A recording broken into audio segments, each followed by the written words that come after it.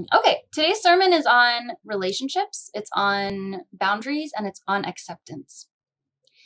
Okay, let's say that you are in a relationship and the person you're in the relationship with always wants you to be someone different than you are. And they're always saying, can you just be, it's hard to make an example because then it'll close your mind off to these examples, right? But just imagine the feeling of being in a relationship. And if this has happened to you, say so in the comments. I'm curious. Where someone, it seemed like they wanted you to be somebody different than your authentic self. They wanted you to be someone who they envisioned as a successful partner or the right partner or a good partner. So when you're in a relationship like that, and this can be a friendship, this happens, I think, a lot with parent-child relationships, where your parents are putting a lot of expectation onto you. So we're talking just about the energy of expectation and how that feels. Okay, so we're just starting it from this place of your own experience on the receiving end of how does it feel to have an expectation put onto you that is not in alignment with your highest self or your desires. And that doesn't feel very good, does it?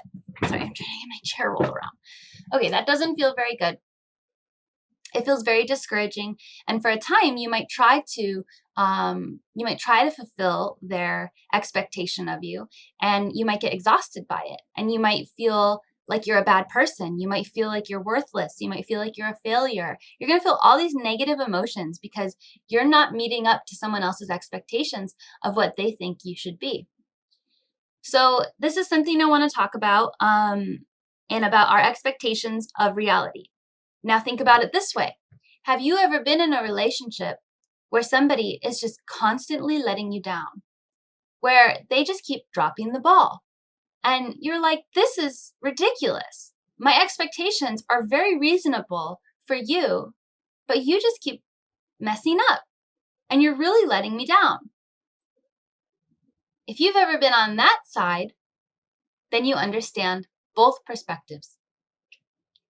Because oftentimes, when someone has expectations for somebody else in a relationship, it's because they think that those expectations are reasonable and easy to meet. But that is not always the case. And Kristen says, my advice is to get the hell away from someone like that ASAP. Love masks a lot of things. Use your brain and not your heart, she says. So this is interesting. This is where we get into this very interesting dualistic way of thinking.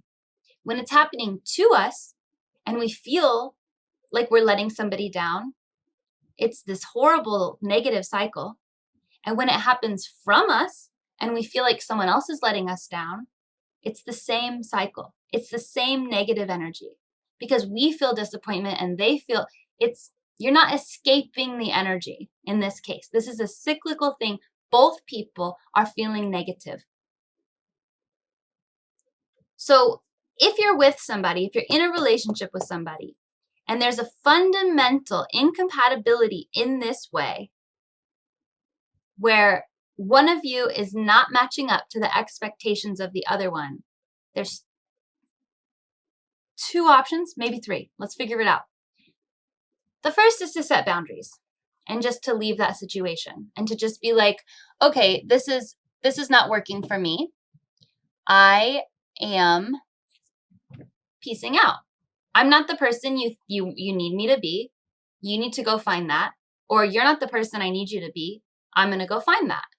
And I'm going to cut you out. Open and honest communication, you can have that till you're blue in the face, but if you still feel like somebody should do something that they're incapable of doing, the second option is collaboration, harmony, compromise, which comes with open and honest communication. So if one person says, well, I really don't like how you always leave the toilet seat up, and the other person says, I will try not to leave the toilet seat up, that's not an inherent incompatibility. That's a small action that maybe is indicative of something larger. but that can be harmonious. You can find harmony in that way. So I guess in your relationships, and this is beyond just romantic relationships, it's up to you to have these understandings of, thank you for saying thank you. It's up to you for having these understandings of where compromise can be had and where you can reach a harmonious conclusion, and where you've got fundamental differences in expectation and reality. And this gets complicated because a lot of times, let's say that there's two people, they're in a relationship, and the man says, you need to stay home with the kids. And the mom says, I don't want to stay home with the kids. I want to work. I have a career. I want you to stay home with the kids. Well, in this case, this situation, society is highly, still highly leaning towards supporting the man's point of view in this case, where the woman is more traditionally staying home with the children, and it might be out of alignment with society for the man to stay home with the children. And so feeling the pressure, the societal pressure, maybe in this situation even, the man does want to stay home with the kids and the woman does want to go to work. But feeling the pressure of society, they force themselves into roles that are opposite of what they're trying to do. I'm bringing this up, I'm saying this because I'm trying to explain how sometimes these expectations of another partner or of a person are coming from society. They're coming from actually outside the relationship. This is a deep thing that you can go through with a partner if you choose to. If you feel like you are expecting if your partner keeps dropping the ball, or if your partner feels like you keep dropping the ball, and you just feel like you're just always upset with each other for disappointing you, figure out where your expectation is coming from. And this is a tricky subject because there's a balance here, okay? So don't misunderstand me when I say this. But expectation is usually ego-based. Expectation of somebody else's behavior is usually a lower vibrational situation. And this is a balance. I'm not saying that you shouldn't have expectations. I'm saying that the majority of expectations are coming from a place of fear where you feel like your partner isn't, the reason why I know this is because I am someone who has put so many expectations on all of my partners until very recently, where I felt like I wasn't being loved. This is coming from BPD. I felt like I wasn't being loved the right way if they didn't do this and this and this and this and this and this and this. And if they didn't do that, then I was upset. I would be angry. I would be hurt. I would feel abandoned. I was expecting my partners to read my mind, to jump through hoops, and to be more than they were capable of being. And this is where there is a balance. When I was dating people who were not spiritual, not capable of telepathy, not capable of deeper empathy, I was constantly hurt by them because I was confused. Why can't you read my mind? Why don't you care about my emotions? But the truth is, they were doing the best that they could. They were not telepathic. They were not capable of deeper empathy. They were just simple people. They were just not on the spiritual path. So they were not in tune with these deeper realities. I can go around being angry at them, being upset, feeling hurt, feeling abandoned, or I can do one of two things, three things. Compromise, if it's possible. But this conversation, I'm really talking about a fundamental difference between personalities, where you're really on, hello everyone, thank you. You want to see my feet for $25? You can buy Uniporn. Uniporn has some good feet scenes in it. Just Google Uniporn. And okay, so one of two things other than compromise. You can set your boundaries and you can say, okay, I'm strong enough in myself to realize that you and I are fundamentally incompatible and that you are going to be constantly disappointing me and I'm going to find somebody else. But I'm going to argue that this way of thinking is coming from a limited place. And I think that it is important to make sure you're safe. I think it's important to make sure you're respected.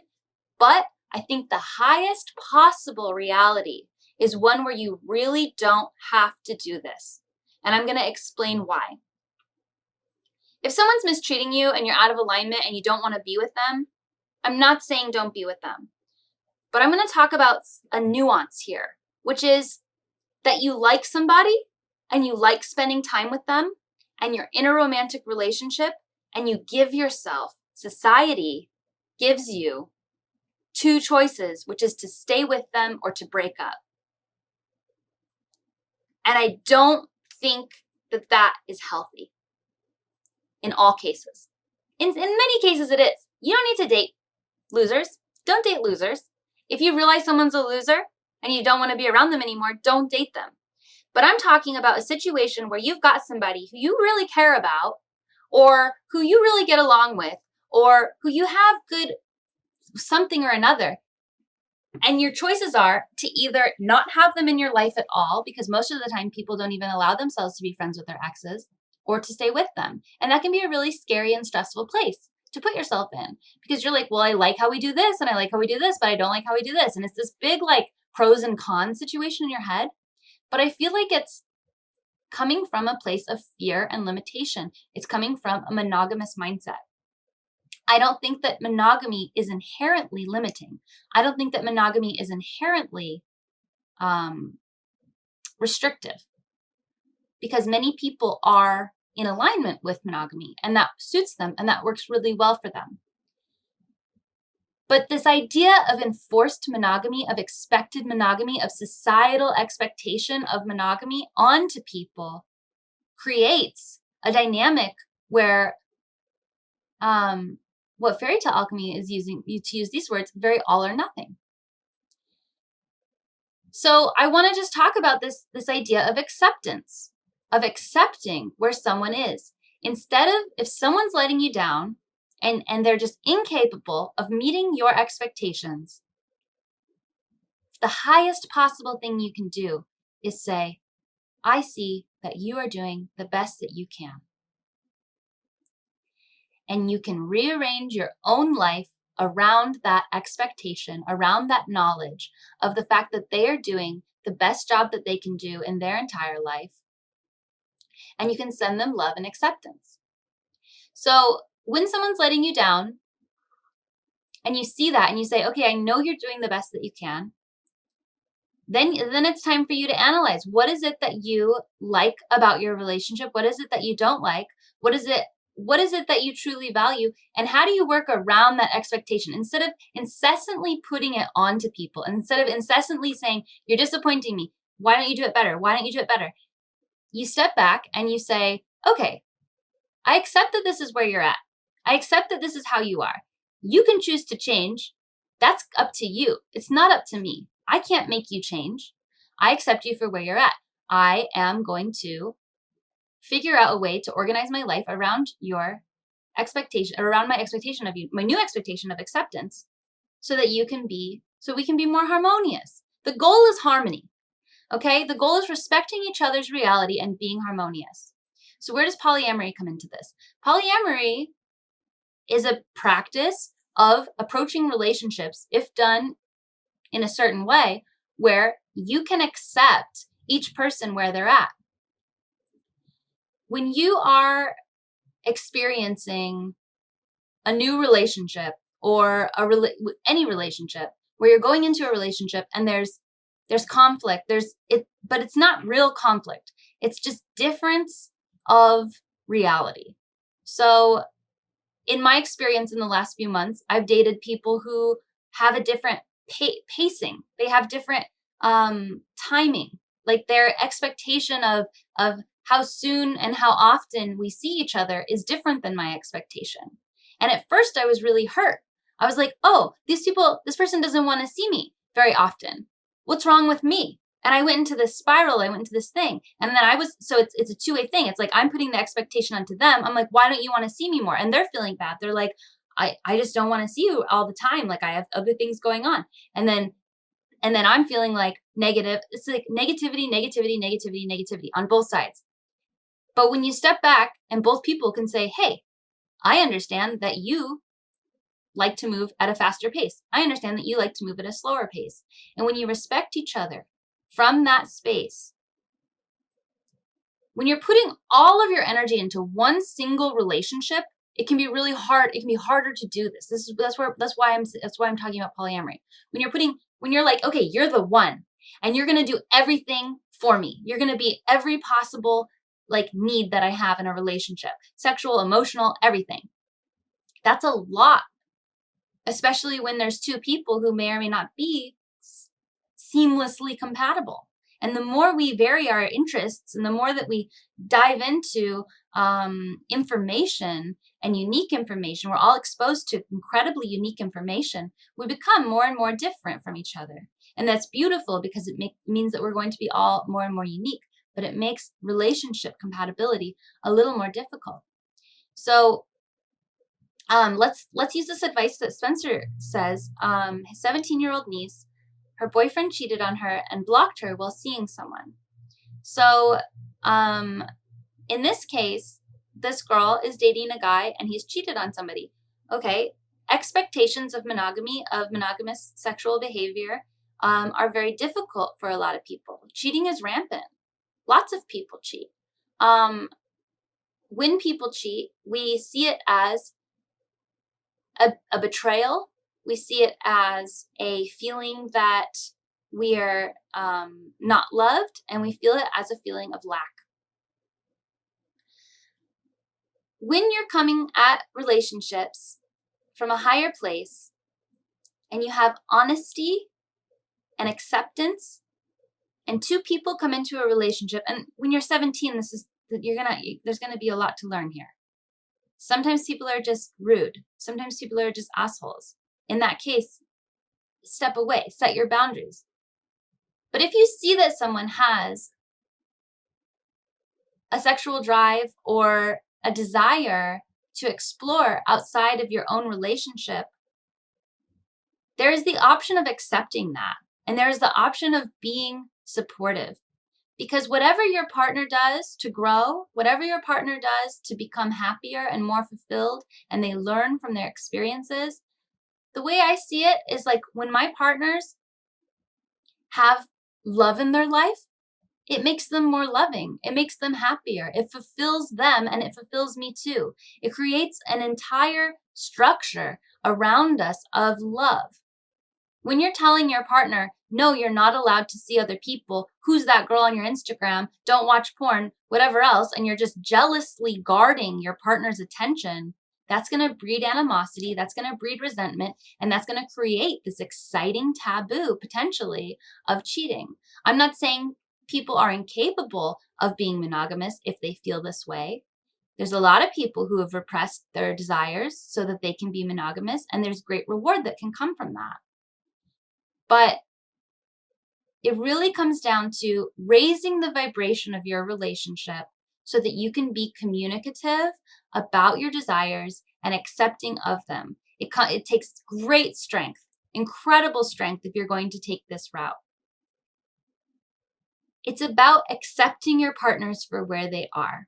If your partner is honest with you and they're vulnerable and they tell you, listen, I think I like somebody at work. How you respond is crucial. You can respond in a lower vibrational way or you can respond in a higher vibrational way.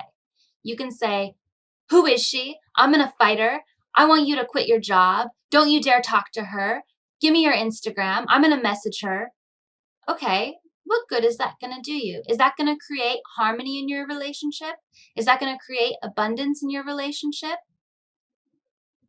Or you can say, What do you like about her? How is she fulfilling to you? Do you think that she would be interested in you? How do you see it going? How do you feel about it? Do you feel guilty about it? Do you feel excited? How can I support you? And when we come from this place of abundance instead of fear, because I think the fear is, oh, they're going to leave me for that person. Again, that's a limiting monogamous mindset. And maybe your partner's trapped in that, and maybe that's what they do. In which case, that's who they're supposed to be with. It takes great strength. I'm not saying it doesn't. But to raise the vibration of your own expectation of other people, to accept other people in your relationships. And Spencer says he never told her because he lied. He lied. And I think that lying and cheating are betrayals. It's true. But I'm saying they don't have to be. I mean, lying is always an issue. But if you create a culture in your relationship, if you create a relationship predicated on honesty and openness and communication, then that's going to be a solid structure for you both to grow. And relationships should be about growth. They should be about support, and they should be about helping one another create the best possible lives vibrationally, because that is going to create a higher vibration in your life. Your friends, abundance and curiosity, yes. Your friends, you should want your friends to succeed. Competition shouldn't really be in your mind. Dealing with jealousy. Let's talk really quick about this. If you're dealing with jealousy in a situation where your boyfriend comes home from work and he's honest with you, he's vulnerable, he says, listen, I have a crush on somebody at work. I'm telling you because I care about you and I don't know what to do. The ego says, what does she look like? Is she better than me? Do you like her more? Is she prettier? Does she have bigger boobs? That's the ego. The higher self is going to say, oh, she's a unique being who offers something completely different than I do. There's absolutely no level of competition here except in a limited viewpoint. If you have a table full of many different types of beautiful foods, and they're all good and they're all different, you're not going to say that. I mean, we might say, I like this food better than this food, but if somebody, it's just, there's no competition between them. Every single person is a unique entity of beauty and abundant divinity that they offer. And you are too. And you don't have to feel like you're less than somebody. You're not. You don't have to feel like you're more than somebody. You're not. We're all one. So if somebody is really screwing you over and dropping the ball and letting you down over and over again, I'm not saying don't set your boundaries. Yes, set your boundaries. If you don't feel like someone is capable of being in a higher vibrational relationship with you, step away. Find people who can be in higher vibrational relationships with you. Set your boundaries when change is not possible on either end. But if you are being called to change, if you are being called to let go of your ego, to let go of your fear, to let go of your competition, to let go of your limited viewpoints, and to love in a more expansive way, and to be more accepting of each person, and to not put all of your eggs in one basket, and to say, you know what? I get along great with this person. We love to do this thing together. I get along great with this person. It's completely different. Think about the people, think about your friends. Your friends, you're not thinking, oh, I can only have one friend. And all the other friends who I have completely different experiences with are wrong because I'm only allowed to have one friend. Monogamy can be a super high vibe, important, incredible, enriching experience when it's done from the higher perspective. Because it is enforced on this planet right now, because it's societally expected, it's actually coming from a place most often from fear and pain and insecurity. Just keep that in mind. Okay, we've got some questions. What is ego? Acknowledging one's personal desires as well as my standards. Yeah, so I think it's just about seeing it from the highest perspective and saying, I understand. I had a boyfriend who cheated on me, and for a little while I tried to make it work. He lied to me, he cheated on me, he made me feel crazy, and I said, "Listen, you can be with whoever you want to be with." And he said, "No, no, no, I'm monogamous." And I was like, "But you're not. You're cheating." So it's like really confusing. So I said, "Listen, is there a part of you that needs to sneak around? Is there a part of your authentic self that needs to explore behind my back? Is that exciting to you? Do you have this side of you that wants to be bad?" And that was an opportunity for him to be honest and to be humble and to be vulnerable and to say, "Yeah, I do need that." And that was an opportunity for us to grow in our relationship and to create a structure of higher trust, of higher intimacy. But instead, he said, "No." And so that's when I set my boundaries. I gave him the opportunity of having a higher vibrational relationship after he did something that was out of alignment with my expectations or my standards. And it's okay to have standards. It's okay to say, "I'm sorry, if you're going to keep lying and cheating on me, I don't want to be around you. That's too low vibrational." Sneaking around is adventurous, and our stupid brains want the temporary excitement, do not look at the big picture. But your higher vibrational, if you're in a relationship, you can acknowledge that. You can raise up your vibration and acknowledge that that's what's happening. Let's see what this says. "I had really different experience with my partner. I can't personally relate, but I see what you're saying. I recommend looking up Connor and Brittany on YouTube about polyamory. Extremely healthy example. Lots of people say polyamory is natural because animals do it, but what if our success as intelligent beings was because we started valuing monogamy?" Well, that's an interesting theory. "Basing relationships about sexual desire just plays into our animal brain."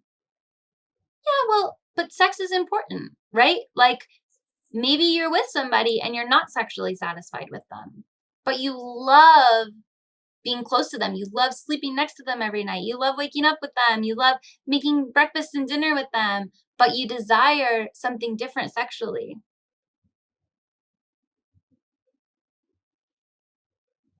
You guys know all my boyfriend's names. How do you know all my boyfriend's names? How do you know all these stories? I don't tell these stories too often. Okay, so that is what I have for today. Remember that it's a balance between accepting, seeing where somebody is, accepting where they're at, understanding that, being loving towards them, and setting your boundaries when they're really not capable of rising up into a higher way of being. And if they are capable of rising up into a higher way of being, then it's about accepting where they're at and not limiting yourself to that one specific relationship structure. This person says constantly wanting something different sexually just points to a psychological shortcoming. Not necessarily, because maybe you're saying constantly wanting something different, but maybe you're just not sexually compatible with the person that you're with, and you have more desires outside of that. And I don't really believe in psychological shortcomings in this case. If you're in alignment with your higher self, there's going to be every different type of person. Some people are asexual. Some people are highly sexual. Some people are just feel a lot of closeness with one person, and some people feel a lot of closeness with a lot of people. It's not about what's right or wrong. It's about what's right for you. We can share separate relationships, spiritual and physical, even with separate beings. Yes. Just look at your life and see where you're limiting yourself. That's all I'm trying to say. Where are you limiting yourself? Where is it from society? And how can you be more accepting of other people and accepting of your own desires and your own beliefs so that you can move forward into a higher way of being? If your brain okay. Someone says, what if my brain tells me I need to murder puppies? That's not right, even if it feels like it is. That's not right, and it wouldn't feel right to anyone. No one would feel higher vibrationally good about murdering puppies. No one. We're all one. There's 2 rules. Harm none, not even yourself. Especially not yourself. Don't harm anyone. The other rule is we're all one. Whatever you do to somebody else, whatever you do, it's going to vibrationally come back to you. Resonate the energy that you want to receive, and also don't harm anyone. So if you're in a really negative state and you feel like, oh, I just want to die, I just want to harm people, well, remember that the rule is harm none, not even yourself, and create the reality you want to create with. You guys, if you want to buy Unicorn, buy Unicorn. That's all I'm offering. There's a naked t-shirt of me. There's Unicorn. There's a lot that you can have.